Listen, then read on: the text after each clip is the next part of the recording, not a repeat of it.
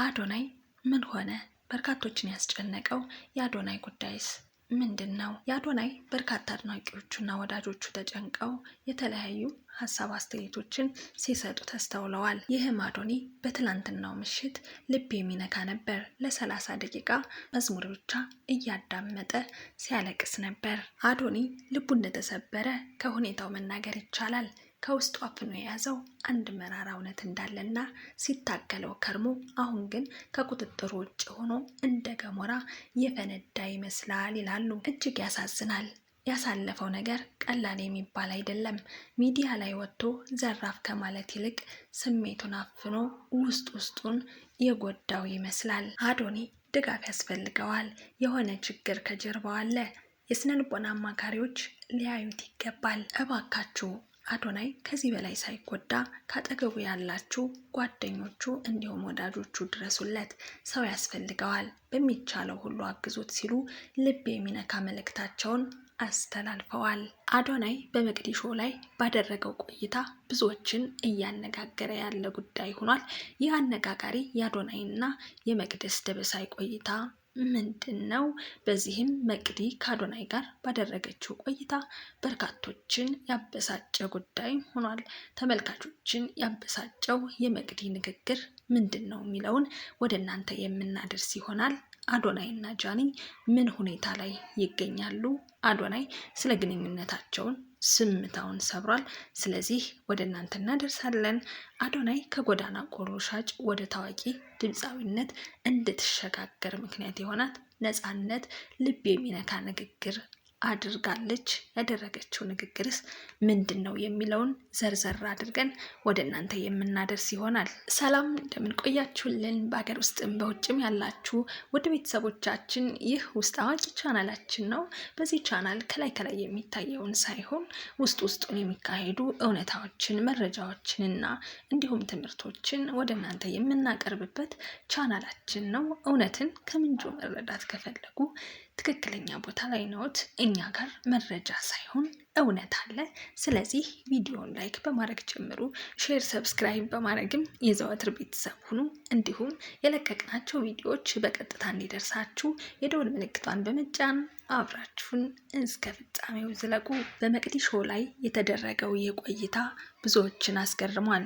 መቅዲ አዶናይን የሀገር ባለውለታ ካለችው በኋላ በኪራይ ቤት እንደሚኖር ስትናገር ብዙዎች በድንጋጤ ነበር የሰሙት። ይህንን የመሰለ ወርቅ ልጅ የራሱ ቤት የለውም፣ ተከራይቶ ነው የሚኖረው ስትል መቅዲ የአድናቂዎቹን ስሜት የሚነካ እውነት አውጥታለች። የአዶኒ ምላሽ ግን እጅግ የሚገርም ነበር።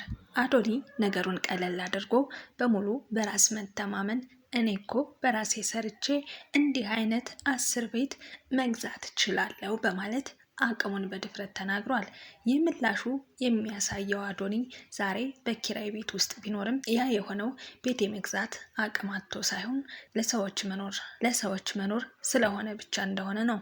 አቅም እያለ በትላንትና መኖር እንዲሁም በራስ ስራ ላይ እንዲህ ያለ ሙሉ እምነት መኖር ለብዙዎቻችን ትልቅ ትምህርት ነው። አዶናይ ለጠየቀችው ጥያቄ ሰውን እያገዝኩ ነው ብሎ ሳይመጻደቅ መቅደም ያለባቸው ጉዳዮች ስላሉ ነው ብሎ ጨዋነትና ማስተዋል በተሞላበት መልኩ ምላሽ ሰጥቷል። ለዚህም ክብር ይገባሃል ሲሉ ለአዶናይ ያላቸውን ክብርና መውደድ ገልጸዋል። ንጉስ በማንኛውም ቤት ውስጥ ቢኖር ንጉስ ነው ሲሉም አክብረውታል። አዶናይ እና ጃኒ ምን አይነት ሁኔታ ላይ ይገኛሉ የሚሉ በርካቶችን ጥያቄ እያስነሳ ያለ ጉዳይ ሆኗል።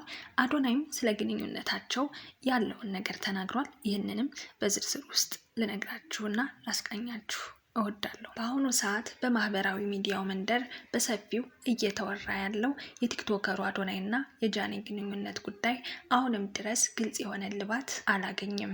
ግንኙነታቸው በይፋ ይቋረጥ ወይ ሲቀጥል ባልታወቀበት በዚህ አሻሚና ውጥረት በሰፈነበት ወቅት አዶናይ ስለ ፍቅር ያደረገው ጥልቅ ንግግር የተከታዮቹን ቀልብ ስቧል። አንድ ሰው እንዲወዳችሁ ብላችሁ እራሳችሁን አታድክሙ፣ ሌሎች እንዲወዷችሁ ስትሉ የራሳችሁን ማንነት አትጣሉ በማለት አዶናይ ጠንካራ መልእክት አስተላልፏል። አክሎም የፈለገውን ነገር ብታደርጉ ሰዎች የማይወዷችሁ ከሆነ ዝም ብለው አይወዷችሁም። ስለዚህ አንድ ሰው እንዲወዳችሁ በማሰብ ጊዜያችሁንና ጉልበታችሁን አታባክኑ ሲል የፍቅርንና ራስን የመውደድን እውነተኛ ትርጉም ተንትኗል። በዚህ ሰዓት አዶናይ ያነሳቸው እነዚህ ሀሳቦች ይህ መልእክት ቀጥታ ለማን የተላለፈ ነው የሚል ትልቅ ጥያቄን አስጭሯል። ብዙዎች ንግግሩን አሁን ከጃኒ ጋር ካለበት ወቅታዊ ሁኔታ አንጻር እየተረጎሙት ይገኛሉ። ይህ ንግግር ለጃኒ የተላለፈ ቀጥተኛ ያልሆነ የስንብት መልእክት ነው ወይስ አሁን እያለበት ስላለው ሁኔታ የተሰማውን ስሜት የሚገልጽበት መንገድ? የጥንዶቹ ወደፊት እጣ ፈንታ በጉጉት በሚጠበቅበት በዚህ ቅጽበት የአዶናይ ቃላት ከምንጊዜውም በላይ ትልቅ ትርጉምና ክብደት ተሰጥቶታል። እናንተስ የአዶናይን ንግግር እንዴት አያችሁት? ሰዎች የማይወዷችሁ ከሆነ አይወዷችሁም፣ ጉልበታችሁን አታባክኑ ላለው ሀሳብስ ምን ምላሽ ትሰጡታላችሁ? እስኪ ሀሳብ አስተያየታችሁን ኮሜንት ላይ ያስቀምጡልን። አዶናይ ለበርካታ ሰዎች በርካታ የሆኑ የበጎ አድራጎት ስራዎችን እንደሚሰራ የሚታወቅ ነው። ታዲያም አዶናይ ከጎዳና ቆሎ ሻጭነት ወደ ታዋቂ ድምፃዊነት እንድትሸጋገር ምክንያት የሆናት ነፃነት ልብ የሚነካ ንግግር ስለ አዶናይ ተናግራለች። እና የተናገረችው ንግግርስ ምንድን ነው የሚለውን በዝርዝር አስቃኛችኋለሁ። መሲ ሾው በአባይ ቲቪ ላይ ቀርባ ስላስተዳደጓና ስለ ቤተሰቧ ስለተደረገላት መልካም ነገር የተናገረችው ወጣት ድምፃዊት ነፃነት በቀለ በቃለ ምልልሷ ብዙዎችን አከብራለች። ነፃነት መንገድ ላይ ቆሎ በመሸጥና ለደንበኞቿ ዘፈን በማዜም ትታወቅ ነበር። ወደ ጎዳና የወጣችውም ወላጅ እናቷን ለማገዝ በሚል ነው። በሰው ቤት ተቀጥራ የምትሰራ እናቷን ለመደገፍ በልጅነቷ ችግርን ለመጋፈጥ ጀመረች። መጀመሪያ ጊዜ መንገድ ላይ ዘፈን የዘፈንኩት ለማስተራብነት ነው ትላለች ነፃነት።